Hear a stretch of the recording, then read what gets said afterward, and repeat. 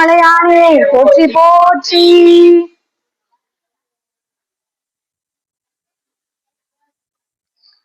சிவா திருச்சிற்றம்பலம். உண்ணாமுலை உமையாளோடு உடனாகிய ஒருவன் பெண்ணாகிய பெருமான்மணி திருமாமணி திகழ மன்னார்தன அருவித்திரு மழலை முழவதிரும் அண்ணாமலை தொழுவார் வினை வழுவா வண்ணம் அருமே.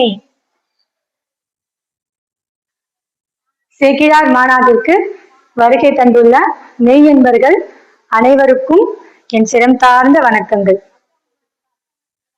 சேக்கிழார் எந்த விதத்துல சேக்கிழார் சிறந்து மேன்மைப்பட்டு விளங்குறார்? ஒரு நூல் செய்தார், பெரிய புராணம் செய்தார், அதனாலவா? பெரிய புராணம் செய்துட்டதுனால சேக்கிழார் நம்ம இவ்வளவு சிறப்புக்குரிய மேன்மையானவர் அப்படின்னு சொல்றோமா? அப்ப சைவத்துல வேற யாரும் நூல் செய்யலையா? அப்ப எதுக்காக சேக்கிழாருக்கு இவ்வளவு சிறப்பு அப்படின்னா, பெரிய புராணம் அப்படிங்கிறது it's not a mere story book, சும்மா கதை கிடையாது. அது வந்து ஒரு எவிடென்ஷியல் டாக்குமெண்டேஷன். சேக்கிழார் ஒரு இடத்துக்கும் போய் அவரா திறவுகளை மேற்கொண்டு ஆய்வு செஞ்சு அவருக்கு எவிடன்ஸ் கிடைச்சா மட்டும்தான் அதை ரெக்கார்ட் பண்ணிருக்காரு. ஏதோ கேட்டோம், ஏதோ காதுல செவி வழி செய்தியா வந்தது, அதை நம்ம அப்படியே ரெக்கார்ட் பண்ணிட்டோம் அப்படிங்கிற மாதிரி ஒரு டாக்குமெண்டேஷன் பண்ணல. அதுக்கு ஒரு சிறந்த உதாரணம் என்ன அப்படின்னா, இப்ப நம்ம எல்லாருக்குமே திருநாளை போவாரு தெரியும். ஓகே, நந்தனார். திருநாளை போவாரோட வரலாறுன்னே நம்மளுக்கு எது முதல்ல ஞாபகத்துக்கு வருது?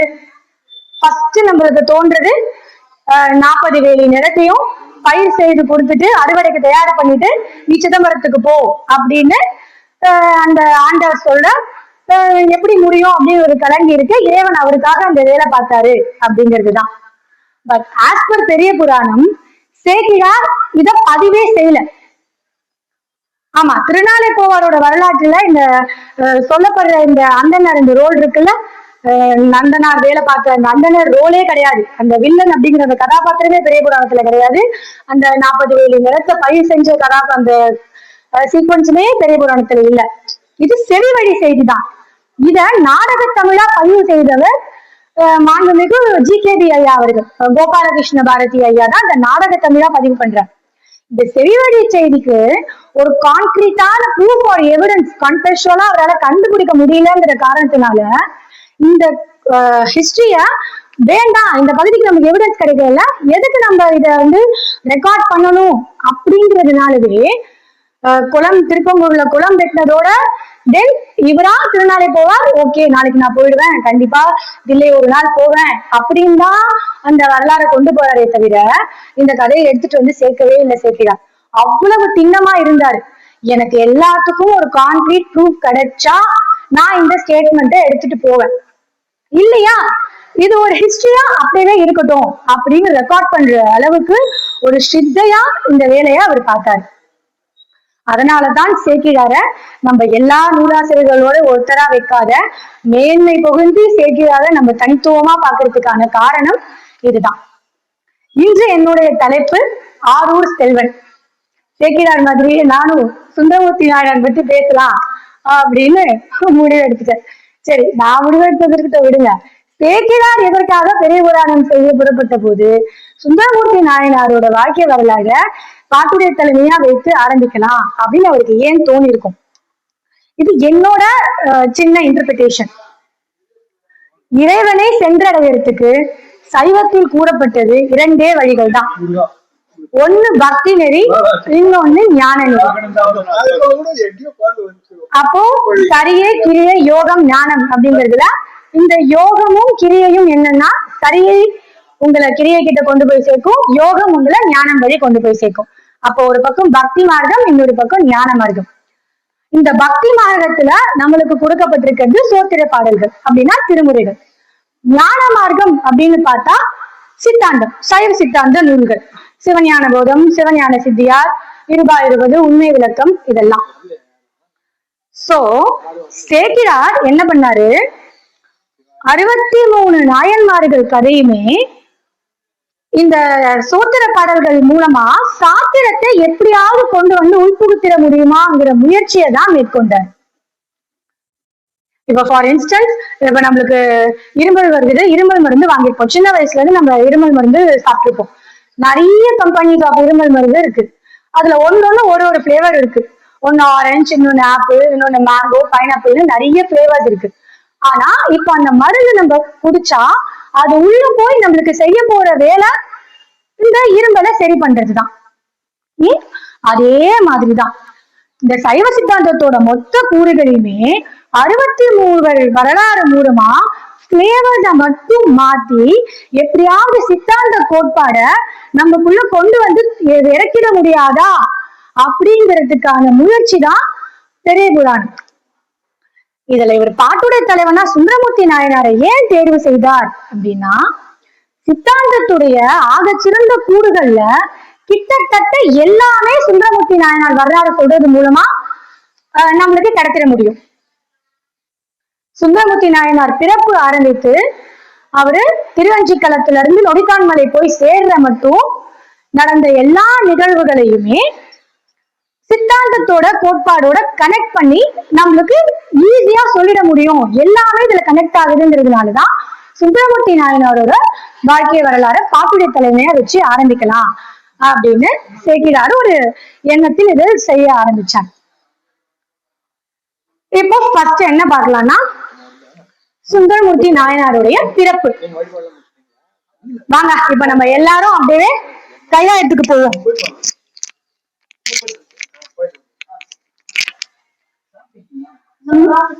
எல்லாரும் இப்ப அப்படியே நம்ம கைலாயத்துக்கு போயிட்டு, கைலாயத்துல என்ன நடக்குதுன்னா, சிவபெருமான் தன்னை அவரோட பிரதி, அவரோட பிம்பத்தை ஆடியில பாத்துக்கிட்டு இருக்காரு. பார்க்கும்போது சுந்தரா வான்னு சொல்லவே சுந்தரர் உருவாயிட்டார். ஓகேங்களா? அவருக்கு என்ன வேலை கொடுத்தாரு? கைலாயத்துக்கு வரவங்க எல்லாருக்கும் திருநீரு குடு அப்படிங்கிற ஒரு போஸ்டிங்ல சுந்தரர் இருக்காரு. இப்படியே நாள்பட காரியங்களாக சுந்தரர் ஆளாள சுந்தரரா மாறுறாரு. அது எப்படி மாறுறாரு? பார்க்கடலை கரையிறாங்க, நஞ்சு வெளிப்படுது, பார்க்கடல்ல இருந்தும் நஞ்சு வருது. வாசுகி பாம்பு தானே கயிறா மாத்தி கடைஞ்சாங்க, அந்த கயிறு பாம்பும் நஞ்ச கக்குது. சோ ரெண்டு நஞ்சும் சேர்ந்து ஆளாளம் அப்படின்னு கொடிய நஞ்சா மாறுது. உலக சேவத்துக்காக அந்த நஞ்ச திரட்டி கொண்டு வா அப்படின்னு சிவபெருமான் ஆணையிட, சுந்தரர் அந்த ஆழம் கூட்டல் ஆழம், அந்த ஆளாளத்தை தான் கைகளால் திரட்டி கொண்டு வர திருநீலகண்டமா சிவபெருமான் மாறுறாரு. தன் கண்டத்துல அந்த நஞ்ச அப்படியே வைக்க உமையவள் அதை அமிர்தமாக மாற்றுகிறார். அப்ப சுந்தரர் ஆளாள சுந்தரரா மாறிட்டாரு. தென் ஒரு நாள் அப்பாயின் டே கைலாயத்துல சுந்தரர் பூ பறிச்சிட்டு இருக்கிறப்போ 2 பொண்ணுங்க அவர் எதிர்பார்க்கிறாங்க. அந்த 2 பொண்ணை பார்த்த உடனே சுந்தரருக்கு காமம் எண்ணம் மேலோங்குது. இங்கதான் இப்போ சித்தாந்தம் உள்ள வருது. காமனை எரித்த கைலாயத்துல சுந்தரருக்கு காம எண்ணம் வருது. ஓகேவா? இப்போ கான்செப்ட் குள்ள வாங்க. சித்தாந்தத்து கூட இதை கம்பேர் பண்ணி பாருங்க. சித்தாந்தத்துடைய மெயினான கான்செப்ட் பேசிக் என்னது? பசு, பதி, பாசம். பதி இறைவன், பசு நாமெல்லாம், நம்ம உயிரினங்கள் எல்லாம் நம்ம, பாசம் ஆணவம் கண்மம் மாயை அப்படின்னு சொல்லப்படுற மலங்கள். இந்த பசு இருக்கு பாத்தீங்களா, அது என்ன பண்ணும்? அது சிற்றறிவு உடையது. பதி சிவபெருமா முற்றறிவு உடையவர். மலங்களுக்கு அறிவே கிடையாது. அப்ப இந்த சிற்றறிவு உடைய பசு முற்றறிவு உடைய இறைவனான போய் பற்றணும். ஆனா அது என்ன பண்ணுச்சு? இறைவனை விடுத்து ஆணவத்தை போய் பற்றிடுச்சு, பாசத்தை போய் பற்றிடுச்சு. இப்ப கான்செப்ட் புரியுதா? கைலாயத்துல இருந்த சுந்தரர் காமனை எரித்த கைலாயத்துல அவருக்கு காமம் என்ன எழுது? ஏன்னா பசு பதியை விடுத்து எப்பவுமே பாசத்திடம்தான் அகப்படும். இதுக்கு பேக் ஸ்டோரி ஒண்ணு இருக்கு. காமம் இப்படி தானா எழும்பும். காமம் எழுந்தாதானே ஆசை பிறக்கும். ஆசை பிறந்தாதானே பிறவி கிடைக்கும். பிறந்தாதானே சுந்தரர் திருத்தொண்டர் புராணத்தை பாட முடியும். திருத்தொண்டர் தொகையை பாடினாதானே அதுக்கப்புறம் சேக்கிழார் அந்த புராணம் செய்ய முடியும். இதனாலதான் அவருக்கு அந்த காமம் எண்ணத்தையே சிவபெருமான் எழ செய்தார். ஓகேவா? அந்த 2 பேரை பார்த்தோன்னா வாழ்ந்து பார்க்கணும் அப்படிங்கிற ஆசை வந்துருச்சு. அந்த ஆசை வந்த பிறகு சுந்தரர் என்ன பண்ணாரு? அப்படியே உள்ள வந்து சிவபெருமான பார்த்தாரு. சிவபெருமான் என்ன ஆச்சுன்னு கேட்க, போய் சொல்ல முடியுமா? 2 பேர் மேல ஆசை வந்துடுச்சு அப்படின்னாரு. ஆசை வந்துருச்சா? ஆசைதான் எல்லாத்துக்கும். சுந்தரர் கல்யாணத்தை தடுத்தாட்கொண்டு இந்த நீ எனக்கு தான் அடிமை அப்படின்னு ஓலை கொடுத்து திருவண்ணநல்லூரோட நீதிமன்றத்துக்கு போகுது வழக்கு. அங்க கேக்குறாங்க, இந்த ஓலையில இருக்கிறது உங்க தாத்தா கையெழுத்தா, உங்க அப்பாவை தான் பார்த்து சொல்லுங்கன்னு கேட்டா அதுல என்ன எழுதி இருக்குன்னா, ஆரூரனாகிய நான் என் பரம்பரையே வெண்ணநல்லூர் பித்தனுக்கு அடிமை அப்படின்னு எழுதி கொடுத்துருக்காங்க. இந்த ஓலையை வந்து அவரோட ஆல்ரெடி இந்த ரெக்கார்ட்ஸோட மேட்ச் பண்ணி பார்த்து என்ன தீர்ப்பு கொடுத்துட்டாங்கன்னா, ஆமா சுந்தரர் இவருக்கு அடிமைதான், இவர் போய் அவருக்கு அடிமை வேலை செய்ய வேண்டியதுதான் அப்படின்னு சொல்லி அனுப்பிச்சிட்டாங்க. இப்போ சுந்தரருக்கு அடுத்து 2 கல்யாணம் நடக்க போகுது. ஆனா இந்த கல்யாணத்தை ஏன் சிவபெருமான் தடுத்து நிறுத்தினாரு அப்படின்னா, இவரு கைலாயத்துல வாங்கின சத்தியம், எனக்கு ஆகாமியும் சேராமல் தடுத்தாட்கொள்ள வேண்டியது உன் பொறுப்பு அப்படின்னு சொன்னாருல்ல, அதை காப்பாத்துறதுக்காகத்தான் இப்ப வந்தாரு. இப்போ வேற ஒரு பொண்ணு அவர் கல்யாணம் பண்ணியிருந்தா அந்த 2 பேர் இல்லாத இது தனி வினையா மாறி இந்த வினையை கழிக்க இன்னொரு பிறவியுமே இந்த பிறவி அப்படியே போயிட்டே இருக்கும். இதை எப்படியாவது ஸ்டாப் பண்ணணும்ல, அவனுக்கு நம்ம சத்தியம் பண்ணி கொடுத்துருக்கோம்ல, அதனாலதான் வந்து தடுத்து ஆட்கொண்டாரு. சரியா? இப்போ நெக்ஸ்ட் 3rd கான்செப்ட் ஆஃப் சைவ சித்தாந்தம் உள்ள வருது. இறைவன் இவரை கூப்பிட்டுட்டு போறாரு, காடு மலைலாம் ஏறி வெண்ணநல்லூர் கோயிலை அடையிறாங்க. இவருக்கு அது மட்டும் தெரியல வந்திருக்கிறது இறைதான் அப்படின்னு. சித்தாந்தத்துடைய அடுத்த சூத்திரம் என்னன்னா, நாம சிற்றறிவு உடையவர்கள், பதி முற்றறிவு உடையவர். நாம அவரு அறிவித்தாதான் அவரை நம்மளால அறிய முடியும். அவன் அருளாலே அவன் தாள் வணங்கி இப்படிங்கிறதுதான். நம்மளா இதுதான் இறைவன் அப்படின்னு எதிரில வந்து பிரதட்சணம் ஆனாலும் நம்மளால கண்டுபிடிக்க முடியாது. அவரு உணர்த்தணும். அவர் உணர்த்தனா நம்ம உணர்ந்துக்கலாம். ஏன்னா நமக்கு சிற்றறிவு இருக்கு, உணர்த்த நம்மளால உணர்ந்துக்க முடியும். எப்படின்னா, கிளி இருக்கு, கிளி பேச முடியும். ஆனா அதுக்கு நம்ம ட்ரைனிங் கொடுத்து அதுக்கு பழம்லாம் கொடுத்து அதை ட்ரெயின் பண்ணா எப்படி அதுக்கு பேச்சு வந்துருதோ அந்த மாதிரிதான் பசுவும். என்ன பண்ணாலும் காக்கா பேசாது, அது வேற விஷயம். பட் ஒழுங்கா ட்ரைனிங் கொடுத்தா கிளி பேசும்ல, அந்த மாதிரி பக்குவப்பட்ட ஆன்மா இறைவன் உணர்த்த உணர்ந்து கொள்ளும். சுந்தரமூர்த்தி நாயனாருக்கு இறைவன் உணர்த்தினாரு. சுந்தரமூர்த்தி நாயனார் அவரோட எல்லா ஞானத்தையும் ரீகெயின் பண்ணாரு. நம்மளுக்கு அது முதல் பதிகம் தெரியும், பித்தாபிரை சூடி. இந்த பதிகத்தை பாடி திருவெண்ணநல்லூர்ல அருள் செய்தார். இதுக்கப்புறமா சுந்தரமூர்த்தி நாயனார் நெக்ஸ்ட் அப்படியே நம்ம பெரிய புராணமே பிறக்க காரணமா இருந்த திருத்தொண்டர் தொகையை பத்தி பார்க்கலாம். இறைவன் திருவாரூர் வரும்படி பணியை இவர் திருவாரூர் போறாரு. இறைவனை பார்க்க போறதுக்கு முன்னாடி முன் வாசல்ல அடியார்கள் கூட்டத்தோட விரல்மிண்டர் நாயனார் உட்காந்து பேசிட்டு இருக்காங்க. சிவசிந்தனையில ஈடுபட்டு இருக்காங்க, பதிகளா பாடி சிவசிந்தனையில ஈடுபட்டு இருக்காங்க. அவங்களை எதுக்கு டிஸ்டர்ப் பண்ணணும், இவர் அந்த வழியா போனா சுந்தரர் வந்திருக்காரு அப்படின்னு ஒரு பேச்சு வரும், அவங்களோட சிவசிந்தனை தடுக்குமே அப்படிங்கிற எண்ணத்தினால அவர்களை வந்து டிஸ்டர்ப் பண்ணாத நம்ம தனியா போயிடலாம் அப்படின்னு அவர்களை விட்டு விலகி போனத விரல்மிண்டருக்கு தவறான மிஸ்கம்யூனிகேஷனால அடியார்களை மதிக்காத ஆண்டவனை பாக்குறதுக்கு சுந்தரமூர்த்தி நாயனார் போயிட்டாரு அப்படின்னு சொல்ல கோபம் வந்த விரல்மிண்டர் என்ன பண்ணாரு, சுந்தரமூர்த்தி நாயனார சைவத்துக்கே நீ வந்து புறகு அப்படின்னு சொல்லிட்டாரு. அப்படி சொன்ன சுந்தரமூர்த்தி நாயனார் கஷ்டப்பட்டவன சிவபெருமான் காட்சி கொடுத்தாரு பாருங்க. திருவாரூர் தியாகேசன் ரொம்ப கோபம் வந்த விரல்மிண்டர் என்ன பண்ணாரு, சுந்தரமூர்த்தி நாயனார் சைவத்துக்கு அவருக்கு காட்சி கொடுத்திருந்தாங்க. திருவாரூரை சேர்ந்த தியாகேசனும் சிவபெருமானும் சைவத்துக்கு புறகுன்னு சொல்லிட்டாரு. வேற யாராவது இருந்தா இந்த அவை குறிப்பில இருந்து இதையே அழிச்சுங்க, இந்த ஒரு விஷயமே நடக்கல அப்படின்னு ஸ்மூத்தா அதை வந்து ரீடு பண்ணிட்டு அவங்க அடுத்த வேலையை பார்த்துட்டு போயிடுவாங்க. சிவபெருமான் என்ன பண்ணாரு, ஐயோ என்னை இப்படி புறகுன்னு சொல்லிட்டு போயிட்டியே, இப்படி போலாமா அப்படின்னு விரல்மிண்டரை பின்தொடர்ந்து அவர் செய்த திருவிளையாடல். அது இன்னொரு தனியாகவே நம்ம ஒரு வகுப்பாகவே பேசலாம். அங்கே போய் திருவிளையாடல் நடத்தி அவர் வந்து திருவாரூரிலே கால் வைக்க மாட்டேன், திருவாரூர் பேச்சே வாயில் சொல்ல மாட்டேன்னு அவர் திருவாரூரில் கால் வைக்க வச்சு அவர் காலை வெட்டி அந்த காலை திருப்பியும் சேர்த்து அருள் செய்து சுந்தரமூர்த்தி நாயனாரால் திருத்தொண்டர் தொகை பாடப்பட்டது. இந்த திருத்தொண்டர் தொகை தான் இன்னைக்கு நம்ம பெரிய புராணம்னு சொல்றதில்ல, திருத்தொண்டர் புராணமாகவே மாறுறதுக்கான முதல் வித்து விநாயகர் சொல்லி அங்கதான் போடப்பட்டது. இதன் பிறகு இவர் திருவாரூர்ல அந்த வாசனா மலங்கள் அப்படின்னு சொல்லப்படுற அந்த விட்டத்திற்குள்ள அங்க பார்த்த அந்த 2 பேர் கமலினி யாகினின்னு சொல்லப்படுற அவங்க 2 பேர்ல ஒரு அம்மா பறவை நாச்சியாரா இங்க பிறந்திருக்காங்க. அவங்க திருவாரூர் கோவில்ல இந்த தேவ அடியார்கள் சொல்றாங்கல்ல, இறைவனுக்காகவே அங்க வாழ்ந்து பணி செய்த குலத்துல பிறந்து அங்க சேவை செஞ்சுட்டு இருக்காங்க. அவங்களுக்கு மேல சுந்தரமூர்த்தி நாயனாருக்கு அபிப்பிராயம் இல்லை. சுந்தரமூர்த்தி நாயனார் என்ன பண்ணாரு, சிவபெருமானை கூப்பிட்டு, மிஸ்டர் சிவபெருமான், எனக்கு பறவை நாச்சியாரை ரொம்ப பிடிச்சிருக்கு, ஆனால் அவங்க முறைப்படி மாநிலங்கள் யாருக்கும் கல்யாணம் பண்ணி கொடுக்க மாட்டாங்கன்னா அவங்க கோயிலுக்கு சொந்தமானவங்க இறைவனுக்கு சொந்தமானவங்கன்னு சொல்றாரு. அதெல்லாம் எனக்கு தெரியாது, அவங்கள எனக்கு கல்யாணம் பண்ணிவே அப்படின்னு கேட்குறாரு. இது சித்தாந்தத்துடைய அடுத்த கான்செப்ட். என்னதான் இந்த உயிர் பதிவிடத்தில் நல்ல உறவு நல்ல நட்பே கொண்டிருந்தாலும் அந்த நட்பை பயன்படுத்தி அது என்ன தெரியுமா கேட்கும், இந்த பாசத்துக்கிட்டவே மறுபடியும் போய் இப்படி அகப்படலாம் அப்படிங்கிறதான் ரெக்வெஸ்ட் பண்ணும். வீடு பேருக்கு இறைவா முக்தி அடைகிறேன் அதை கேட்காது. ஏன்னா அதோட உயிர் குற்றமே அதுதானே. காமம் வெகுளி மயக்கம் இதெல்லாம் நம்மளோட உயிர் குற்றம்.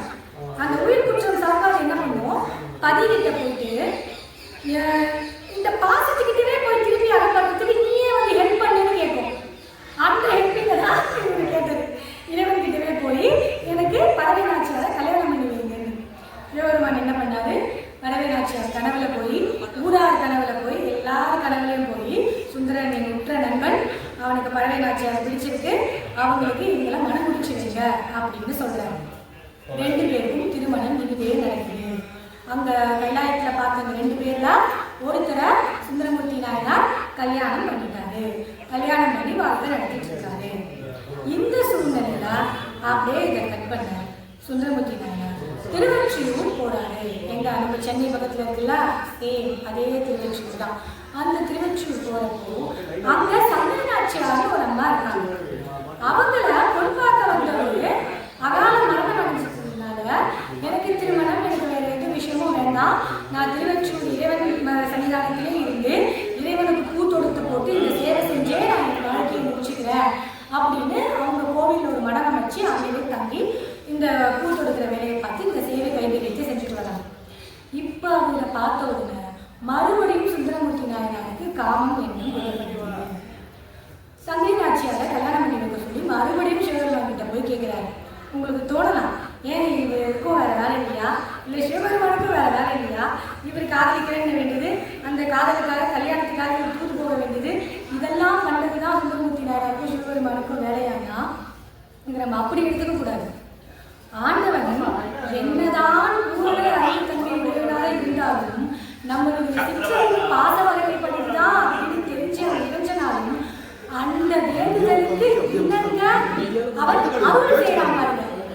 அதுதான் அவன் இறந்துக்கலாம் பரவாயில்ல, அவனோட வினை கழிவும் இருக்கு. அந்த வினை கழிவுகளுக்கு தான் இப்ப சங்கரி நாச்சியாரை அவன் கல்யாணம் பண்ணிருக்கான். அதுக்காக தான் நான் உதவி கேட்கிறான். சரி அதை பண்ணுவோம், அவன் வினை கழிந்தால் சந்தோஷமே அப்படின்னு நினைக்கிறார். சங்கரி நாச்சியாரோட கல்யாணம் பண்ணுறதுக்காக முடிவெடுக்கிறப்போ சிவபெருமான் சங்கரி நாச்சியார் கடவுளை போய் என்ன சொல்றாங்க, அம்மா சுந்தரர் இந்த மாதிரி ஆசைப்பட்டா நீ சுந்தரரை நல்லபடியாக கல்யாணம் பண்ணிட்டு வாடு அப்படிங்கும்போது அந்த அம்மா இவரோட ஹிஸ்டரி ஃபுல்லாக சொல்லுது. அவர் ஏற்கனவே பறவை நாச்சியாரோட கல்யாணம் பண்ணி இங்கே வாழ்ந்துட்டு இருக்காரு, அந்த அம்மா விட்டுட்டு இங்கே வந்திருக்காரு. இப்போ என்ன கல்யாணம் பண்ணிக்கிட்டு அவர் திரும்பி அங்கே போனாருன்னா நானும் அவரை பின்தொடரணும், என்னால் திருவொற்றியூரை தாண்ட முடியாது, திருவொற்றியூர் இறைவனை பிரிஞ்சு என்னால் ஒரு நொடி கூட இருக்க முடியாது, அவர் திருவொற்றியூரை தாண்ட மாட்டேன் அப்படின்னு எனக்கு சத்தியம் பண்ணி கொடுத்தா நான் அவரை கல்யாணம் பண்ணிக்கிறேன் அப்படின்னு தெரியல ஒரு கண்டிஷனாக நல்லா சொல்லுது. சரிக்கு சொல்லி இறைவன் என்ன பண்றாரு, சுந்தரர்கிட்ட வந்து நம்பா நீ திருவொற்றியூரை தாண்டாம எனக்கு சத்தியம் பண்ணினா அந்த அம்மா ஒன்று கல்யாணம் பண்ணுங்கன்னு சொல்லிட்டு எப்படி வசதின்னு கேட்க, இவருக்கு என்ன தம்பிரான் தோழன் இதெல்லாம் ஒரு மேட்டா, சத்தியம் தானே தாராளமாக பண்ணிடுறேன், ஆனால் எனக்கு இன்னொரு ஃபேவர் பண்ணு அப்படிங்கிற. என்னங்க நான் சத்தியம் பண்ணும்போது நீ சிவலிங்கத்தில் இருக்கக்கூடாது, அதற்கு பதிலா பக்கத்துல இருக்கிற மகிழ மரத்துல போய் நீ குடியிரு அப்படிங்கிறார். இந்த தாங்கெட்ட குறைஞ்சு மனத்தையே ஏற்றி கிடக்குமான்ற மாதிரி இவரு கல்பிரிட் ஆகிறது இல்லாத சிவபெருமானையும் இவர் கல்பிரிட் ஆக்டிவிட்டி செய்ய வைக்கிறாரு. இறைவன் என்ன பண்ணாரு, ஓ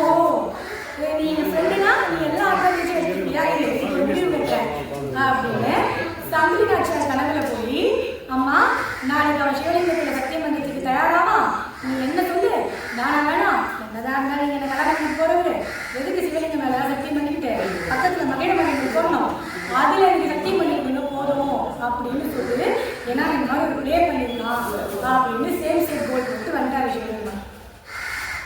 இந்த அம்மா காலையில் வராங்க, இவரும் கல்யாணம் பண்ணிக்கிறதுக்கு எல்லா ஏற்பாடுகளையும் வராது, எல்லா ஏற்பாடுகளும் நல்லபடியாக நடக்குது. தென் சத்தியம் பண்ணலாமா அப்படின்னு கேட்குறப்போ சுவாமி சிவலிங்கத்து மேலே வேண்டாம், நீங்கள் மகிழ மரத்துக்கிட்ட சத்தியம் பண்ணுங்க அப்படின்னு வந்து நினச்சிக்கிறாரு. ஆஹா நம்ம பாய் போய் போட்டு விட்டாரு, எல்லா பிளானும் லீக் பண்ணிட்டாரு அப்படின்னு தெரிஞ்சுது. ஏங்க இந்த இடத்துல இருப்பேன் அந்த இடத்துல இருக்க மாட்டேங்கிற விஷயமாக சிவபெருமான் சொல்லுங்க. இது நாம் ரைட் பார்க்குறதெல்லாம் முழுக்கவரே இருப்பவர், இங்கே இருப்பேன் அங்கே இருக்க மாட்டேன் இதில் இருப்பேன். உலகத்தில் இருக்க எல்லாமே ஆட்டமாக ஆனது தான். அந்த ஆட்டமில் இருக்க 99.9% வேக்யூமே அம்பலம் தான், இறைவன் தான்.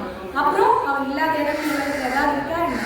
சரி, இருந்தாலும் இந்த மரத்துக்கிட்ட நான் திருவெற்றியூர் எல்லையை தாண்ட மாட்டேன், இது சத்தியம் அப்படின்னு சத்தியம் பண்ணிவிடுவார்.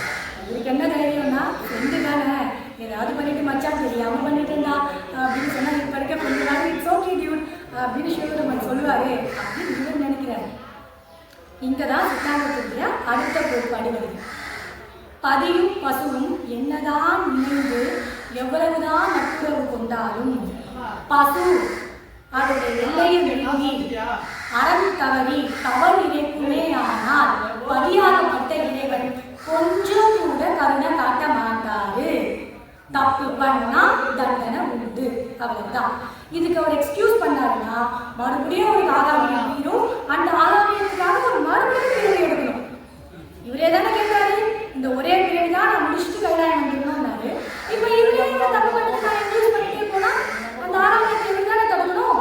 அதனால ஸ்ட்ரிக்டா தான் அவர் இருப்பாரு.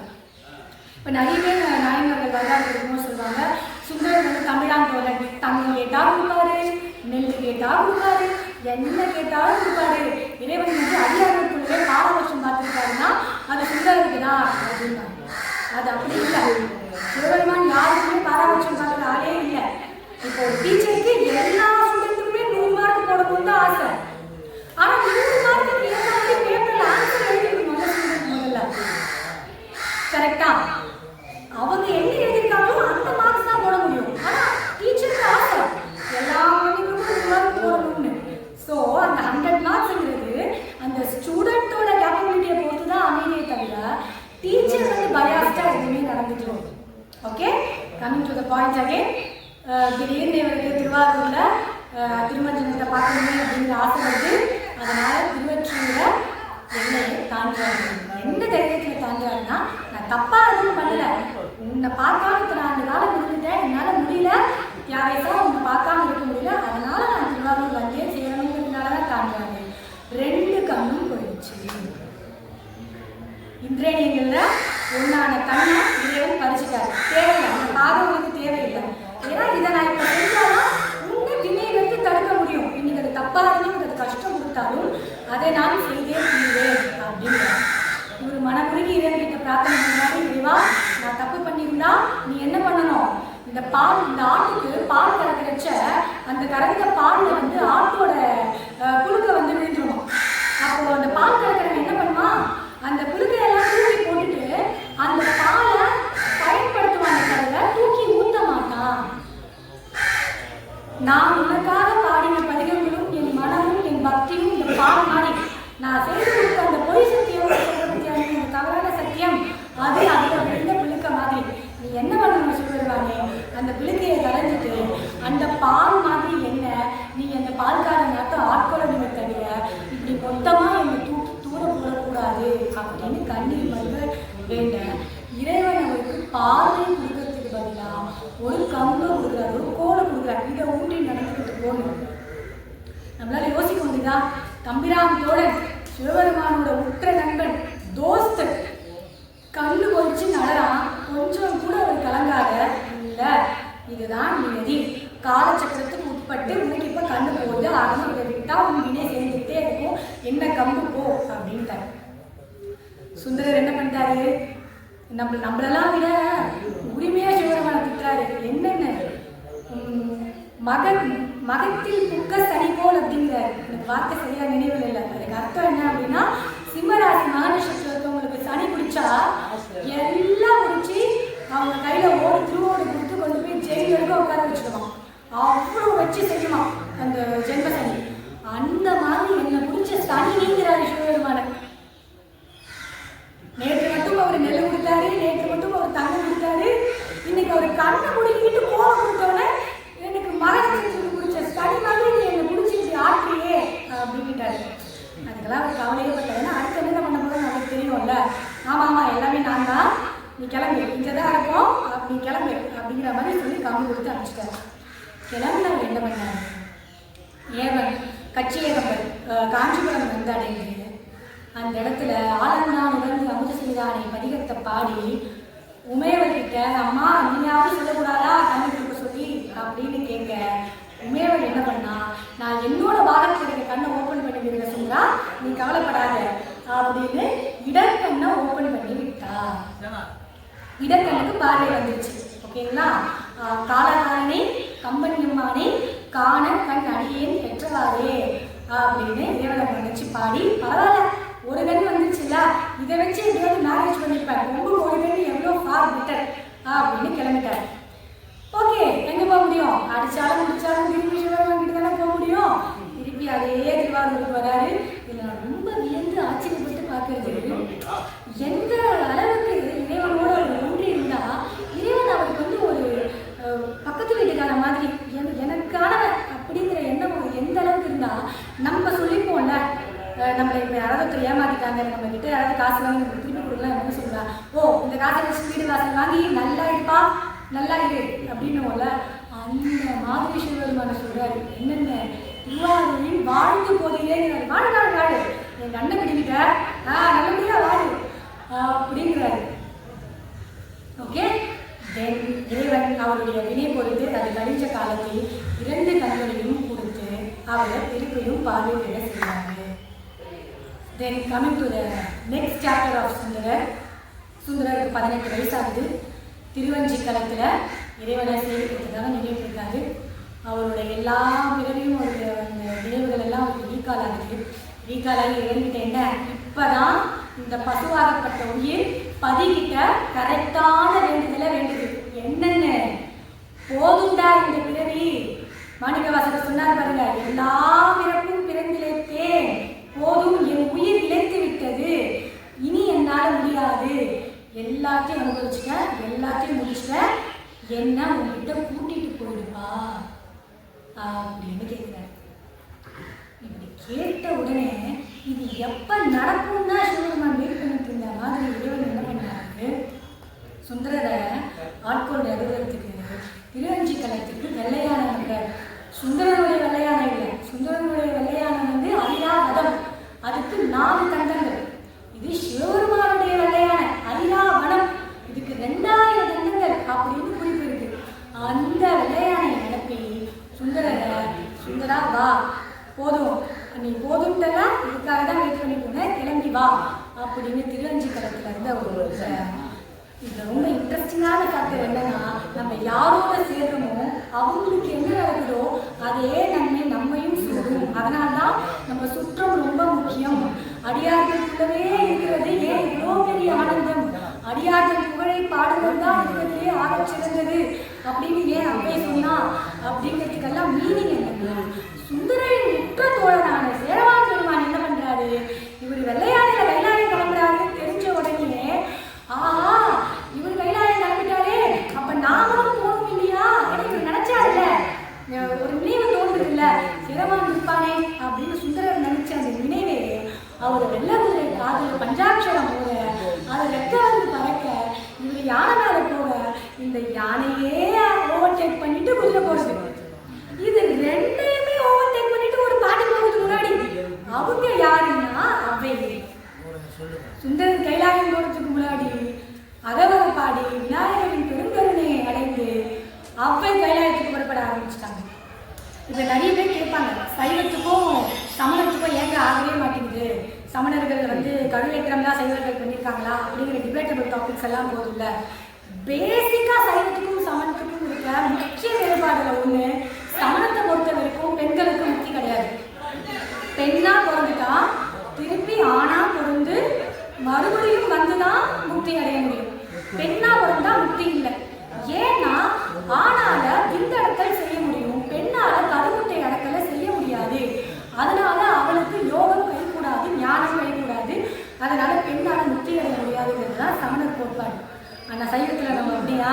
சைவத்தில் நம்மளுக்கு அம்மா தாங்க முதல்ல, மீனாட்சி தான். மீனாட்சியை பார்த்ததுக்கு அப்புறம் தான் நம்ம சுந்தரேசன்கிட்டே போவோம். மீனாட்சிக்கு வந்து நைவேத்தியம் முடிஞ்சதுக்கு அப்புறம் தான் சுந்தரேசனுக்கு நைவேத்தியம் வரைக்கும். மலர் சிலம்படி தான் வாழ்த்தி வணங்குவோம். அருள்கிற கால் அம்மையுடையது தான்.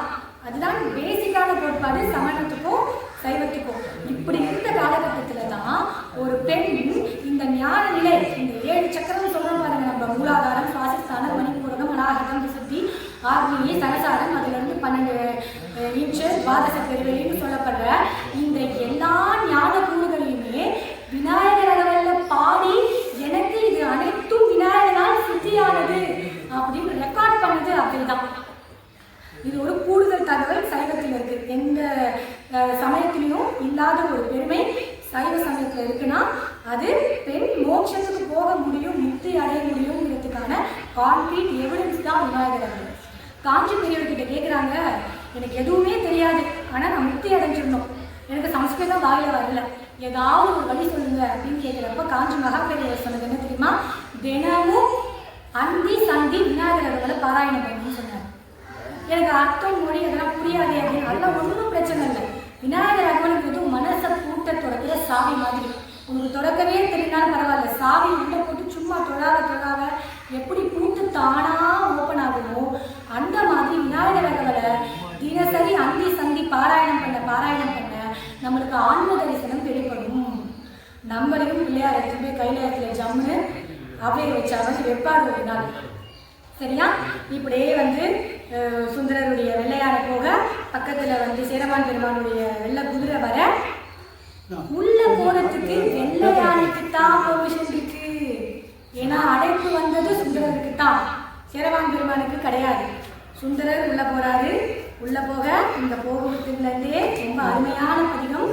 தானே முன்படைத்தான் அறிந்துடன் தொண்டடிக்கே நான் என பாடலென்றோ நான் ஏனே பொருட்படுத்தி வானில வந்ததற்குள் மற்ற யானை அருள் புரிந்தான் ஊர் வேறு செய்தான் தான்களை உத்தமனே அப்படிங்கிற பதிகத்தை சுந்தரமூர்த்தி நாயனார் சொல்றாரு. ஏவா, நீ எப்பேற்பட்டவன்னா நீ இதெல்லாம் பண்ண போறங்கிறத நீ முன்னாடியே முடிவு பண்ணி அதுக்கேற்ற மாதிரி என் வாழ்க்கையை மாற்றி எனக்கு பிறப்பும் கொடுத்து இந்த தனுகரை போன போகலையும் என்னை அனுபவிக்க வச்சு என்னை மறுபடியும் இப்படி தங்கமா உங்ககிட்ட கூட்டிட்டு போயே, உன் திருக்கருணைக்கு என்ன அளவு கொண்டே இல்லையே, அது வான்கருணை மாணிக்க வாசகர் சொன்ன மாதிரிதான் அப்படின்னு சொல்றாரு. திருக்குறள் சொல்லுவாள், வையத்துள் வாழ்வாங்கு வாழ்வார் வானுடைய தெய்வத்துள் வைக்கப்படும். அந்த மாதிரி சுந்தரர் தெய்வத்துள் ஒருவரா கைலாயம் போறாரு. போறவரை பார்க்க இங்க அபவாழி முனிவர் பார்த்து கையெழுத்து கும்பிடுறாரு, சுந்தரர் போறாருன்னு யாரையுமே வணங்காத இவர் வணங்குறாருன்னு பார்க்க முனிவர்கள் எல்லாரும் கேட்க, யார் இவர் வரவு?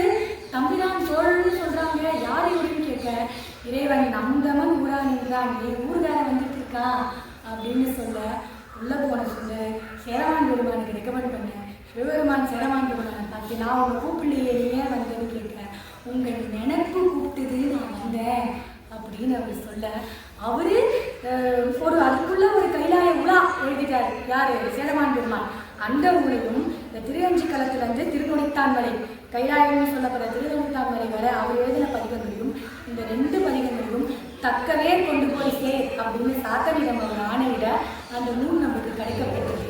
சுந்தரமூர்த்தி நாயனாரும் திருக்கைலாயம் போய் சென்றார். சிவாய நம. இதே சுந்தரமூர்த்தி நாயனார் எல்லாரும் முற்றம். நன்றி.